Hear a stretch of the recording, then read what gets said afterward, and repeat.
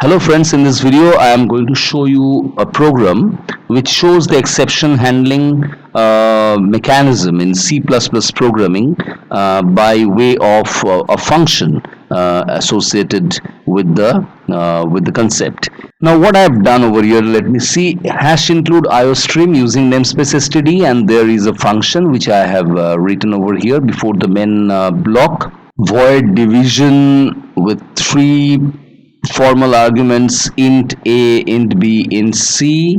The function name is division, and what is the logic over here? If a minus b, there is a difference of these two parameters. If that difference is not equal to 0, then we will store the result c divided by a minus b into another variable x, which is of the integer data type, by this statement int x is equal to c by a minus b, and c out the quotient is x, that is the result will be output by this expression statement. And after this if block I have written the else portion, and in the else portion I have written the throw statement as throw a minus b. So what is in this case?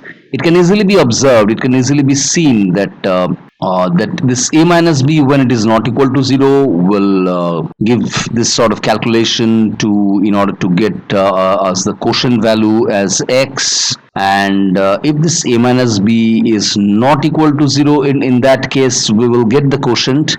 But if it is equal to 0, in that case it will obviously raise an exception, because that will cause the division by divide by 0 error, and in that case I will throw this a minus b value by this sort of expression statement, throw a minus b. And in the main section, next we come to the main section. In the main section I have written the try block. So in the try block I have called the function in both ways, that is, one which will not raise an exception and another will raise an exception, to see whether what happens in each case. So in try block, division 10 5 20, division 5 5 10. So 10 5 20, definitely 10 5 20 will give the value of a minus b to be 5, and 20 divided by, I think c is being divided by a minus b, correct? So this 20 will be divided by 5 to give a perfect quotient value of 4, and there will be no error or exception in that case. But in this case we see that a minus b gives a value of 0, and when 10 is divided by 0 it will raise an exception of divide by 0.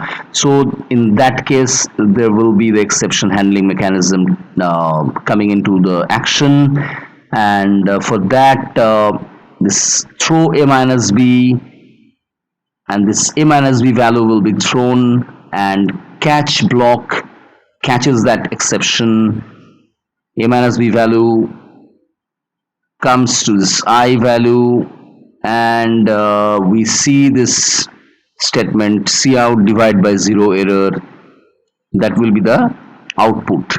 So the output will show this sort of message written by the programmer. In this case, in the case where a minus b will give a 0 value, in that case we'll see this sort of output from the program. So let's see what happens. So we will expect that this will give the first division. The first call to this division function will definitely give the quotient as 4, and the second call, followed by the second call, will be giving this divide by 0 error. This statement will be output. So let's see whether this expected output comes from the output. See this, the quotient is 4, divide by 0 error. So the observation tallies with our expectation. So this is the concept of exception handling in C++, and I have implemented it by the way of a function associated with this program to implement the exception handling mechanism. and I hope this entire explanation is clear to you. And if you have doubts and queries in your mind, you can well come out with your